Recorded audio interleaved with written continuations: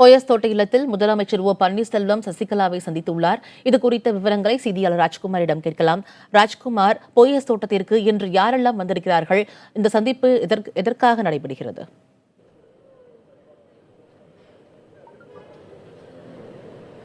மும்தாஜ், சென்னை போயஸ் கார்டனில் சசிகலாவுடன் தமிழக முதலமைச்சர் ஓ பன்னீர்செல்வம் மற்றும் நாடாளுமன்ற துணை சபாநாயகர் தம்பிதுரை மற்றும் ஒரு சில அமைச்சர்கள் போயஸ் கார்டனுக்கு வந்திருக்கிறார்கள்.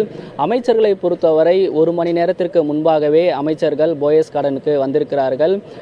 சற்று 20 நிமிடத்திற்கு முன்பாக தான் தமிழக முதலமைச்சர் ஓ பன்னீர்செல்வம் போயஸ் கார்டனுக்கு வந்திருக்கிறார். சசிகலாவுடன் முதலமைச்சர் ஓ பன்னீர்செல்வம் மற்றும் அமைச்சர்கள் உடன் இருக்கிறார்கள். ஒரு சில அமைச்சர்கள், அதாவது விஜயபாஸ்கர் மற்றும் போக்குவரத்துறை அமைச்சர் எம்ஆர் விஜயபாஸ்கர், துரைக்கண்ணு, செல்லூர் ராஜு, கருப்பண்ணன், தங்கமணி உள்ளிட்ட அமைச்சர்கள் போயஸ் கார்டனில் சசிகலாவை சந்தித்து ஆலோசனை நடத்தி வருகிறார்கள்.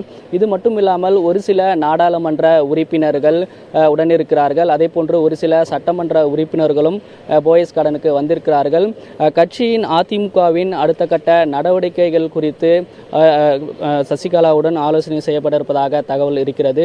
இது மட்டும் இல்லாமல் அதிமுகவினுடைய செயற்குழு மற்றும் பொதுக்குழு நடத்த வேண்டிய தேவையும் இருக்கிறது.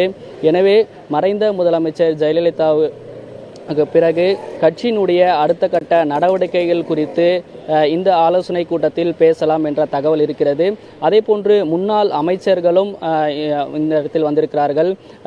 அதே போன்று முன்னாள் அமைச்சர் வளர்மதி செய்தியாளர்களிடம் பேசும்பொழுது கட்சியினுடைய நடவடிக்கைகள் குறித்தும் மூத்த நிர்வாகிகள் முடிவெடுப்பார்கள், பொதுக்குழு எப்போது நடக்கும் என்று கட்சியினுடைய மூத்த நிர்வாகிகள் முடிவெடுப்பார்கள் என்று செய்தியாளரிடம் தெரிவித்திருந்தார். அதே போன்று பொதுச் செயலாளர் தேர்வு குறித்து பொதுக்குழு முடிவெடுக்கும். அதே போன்று மற்ற நடவடிக்கைகளிலும் கட்சியினுடைய மூத்த நிர்வாகிகள் பேசுவார் என்று தெரிகிறது.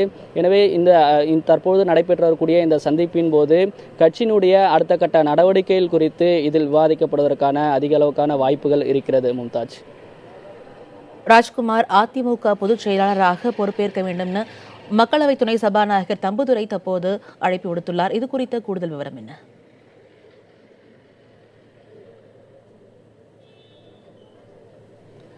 மறைந்த முதலமைச்சர் ஜெயலலிதாவுக்கு பிறகு அதிமுகவினுடைய பொதுச் செயலாளராக யார் தேர்ந்தெடுப்பார்கள் என்ற கேள்வி அதிமுகவினுடைய பெரும்பாலான நிர்வாகிகளிடம் அதே போன்று தொண்டர்களிடம் இருந்து வருகிறது.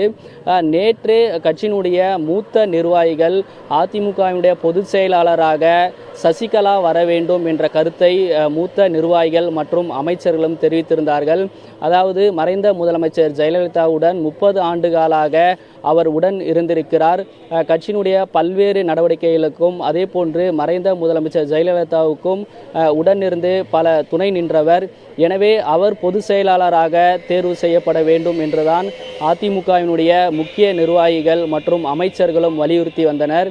எனவே அதன் அடிப்படையில் இந்த சந்திப்பும் இன்று முக்கியமாக பார்க்கப்படுகிறது. இந்த சந்திப்பின் போதும் அதை வலியுறுத்தப்பட வாய்ப்புகள் இருப்பதாக தான் அதிமுகவினுடைய நிர்வாகிகள் தெரிவித்திருக்கிறார்கள். முன்னாள் அமைச்சர் வளர்மதி செய்தியாளரிடம் பேசும்போது கூட பொதுச் செயலாளராக சசிகலா தான் தேர்ந்தெடுக்க வேண்டும், ஏனென்றால் மறைந்த முதலமைச்சர் ஜெயலலிதாவுடன் 30 ஆண்டு காலம் அவர் உடன் இருந்திருக்கிறார். இதுதான் அதிமுகவினுடைய முக்கிய நிர்வாகிகள் மற்றும் கட்சியினுடைய இருக்கக்கூடிய அனைத்து தொண்டர்களுடைய கருத்தாகவே இருக்கிறது என்று அவர் முன்வைத்திருக்கிறார். எனவே பெரும்பாலான முக்கியமான அனைவரின் நிர்வாகிகளும் சசிகலா பொதுச் செயலாளராக தேர்வு செய்யப்பட வேண்டும் என்றுதான் தெரிவித்திருக்கிறார்கள். அதே போன்று பொதுக்குழு கூடும்போது இதற்கான முடிவுகள் எடுக்கப்படும் என்றும் முன்னாள் அமைச்சர் வளர்மதி செய்தியாளரிடம் பேசும்போதும் இந்த இடத்தில் தெரிவித்திருக்காங்க. மும்தாஜ். ராஜ்குமார், நீங்க இணைப்பில் இருங்க. தொடர்ந்து வருவாய்த்துறை அமைச்சர் RP உதயகுமார் மறைந்த முதலமைச்சர் ஜெயலலிதாவிற்கு அஞ்சலி செலுத்தும் வகையில் கோவையில் அனைத்து கட்சி ஊர்வலம் தற்போது நடைபெற்றுக் கொண்டிருக்கிறது. கழக தொண்டர்களின் ஒரே நம்பிக்கையாக இருக்கின்ற அன்பிற்குரிய கருணையின் வடிவம் சின்னம்மா அவர்கள் பொதுச் செயலராக பொறுப்பேற்க வேண்டும் என கழக அமைப்பு ரீதியான 50 மாவட்டங்கள் அம்மா பேரவை மாவட்ட செயலாளர்களும் இணைந்து கழக அம்மா பேரவை பாசத்திற்குரிய மரியாதைக்குரிய அன்பிற்குரிய நேசத்துக்குரிய சின்னம்மா அவர்களை விசுவாசத்தோடு வலியுறுத்துகின்றோம். இங்கே நம்முடைய கழக இலக்கியனினுடைய செயலாளர் முன்னாள் அமைச்சர் அவர்களும், நம்முடைய முன்னாள் அக்கா வளர்மதி அவர்களும், முன்னாள் அமைச்சர் அண்ணன் செங்கோட்டையன் அவர்களும், அமைச்சர் சரோஜா அவர்களும், எங்கள் மாவட்டத்தினுடைய அம்மா பேரவை செயலாளர் மாண்புமிகு அமைச்சர் கடம்பூர் ராஜு அவர்களும், மாண்புமிகு அமைச்சர் சேவூர் ராமச்சந்திரர்களும் அம்மா பேரவையினுடைய மாவட்ட செயலாளர் இங்கே இருக்கின்றார்கள். ஆகவே கழக தொண்டர்களின் ஒரே நம்பிக்கையாக இருக்கின்ற அன்பிற்குரிய கருணை வடிவம் சின்னம்மா அவர்கள் கழகத்தின் பொதுச்செயலாளர் பொறுப்பேற்க வேண்டும் என தீர்மானத்தை நிறைவேற்றி நம் இதய தெய்வம் வாழும் மனித தெய்வம் புரட்சித் தலைவி அம்மா அவர்களுடைய நல்லாட்சியோடு மாண்புமிகு சின்னம்மா அவர்கள் பொதுச்செயலாளர் பொறுப்பேற்க வேண்டும் என்று வலியுறுத்தி வணங்கி வேண்டி அமைகின்றேன். புரட்சி தலைவி அம்மாவின் புகழ், புரட்சி தலைவி அம்மாவின் புகழ், இதய தெய்வம் புரட்சி தலைவி அம்மாவின் புகழ், இதய தெய்வம் புரட்சி தலைவி அம்மாவின் புகழ், வருவாய்த்துறை அமைச்சர் ஆர் பி உதயகுமார் சென்னை மெரினாவில் செய்தியாளர்களிடம் பேசி வந்தார். அந்த நேரடி காட்சிகளை பார்த்தோம். தொடர்ந்து நமது செய்தியாளர் ராஜ்குமாரிடம் பேசலாம். ராஜ்குமார், சசிகலாவை பொதுச் செயலாளராக நியமிக்க வேண்டி பல்வேறு நிர்வாகிகள் தரப்பில் கோரிக்கை வைக்கப்படுகிறது. இது குறித்த கூடுதல் விவரங்களை நீங்கள் தந்து கொண்டிருந்தீர்கள். தொடர்ந்து சொல்லுங்க.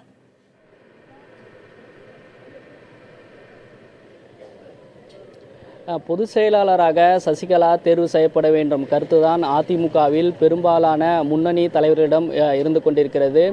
கட்சியின் அவைத்தலைவர் மதுசூதனன் மற்றும் முக்கிய நிர்வாகிகள், அதேபோன்று தமிழகத்தின் முக்கிய அமைச்சர்கள் உட்பட அனைவரும் அதிமுகவினுடைய பொதுச் செயலாளராக சசிகலா தான் தேர்வு செய்யப்பட வேண்டும் என்ற கருத்தை அவர்கள் முன்வைத்துக் கொண்டிருக்கிறார்கள். தற்போது இந்த சந்திப்பும் போயஸ் கார்டனில் நடைபெற்று வருகிறது. இந்த சந்திப்பின் போதும் கட்சியினுடைய நடவடிக்கைகள், அதேபோன்று பொதுக்குழு கூடுவது என்னென்றால் செயற்குழு மற்றும் பொதுக்குழுவில் முடிவெடுக்க வேண்டிய தேவை இருக்கிறது. எனவே பொதுக்குழு நடத்த வேண்டிய நடவடிக்கைகள் குறித்தும் இந்த சந்திப்பின் போது பேசப்படலாம் என்று தெரிகிறது.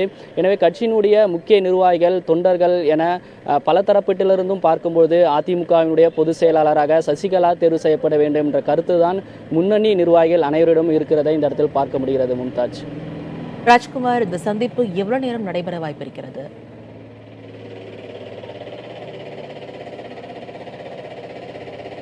தற்போது அமைச்சர்கள் போயஸ் கார்டனுக்கு வந்ததுக்கு பிறகு 1 மணி நேரமாக இந்த சந்திப்பு நடைபெற்று வருகிறது. இன்னும் 1 மணி நேரம் வரை இந்த சந்திப்பு போயஸ் கார்டன் இல்லத்தில் நடைபெறலாம் என்று தெரிகிறது. அதேபோன்று இங்கு வந்திருக்கக்கூடிய முதலமைச்சர் ஓ பன்னீர்செல்வம் மற்றும் தமிழக அமைச்சர்கள், முக்கிய நிர்வாகிகள் அனைவரும் போயஸ் கார்டனில் மறைந்த முதலமைச்சர் ஜெயலலிதாவுடைய உருவப்படம் வைக்கப்பட்டிருக்கிறது. அதற்கு அஞ்சலி செலுத்தியிருக்கிறார்கள். அதற்கு பின்பாக சசிகலாவுடனான சந்திப்பு நடைபெற்று வருகிறது. தொடர்ந்து இன்னும் 1 மணி நேரம் இந்த சந்திப்பு நடக்கலாம் என்று எதிர்பார்க்கப்படுகிறது.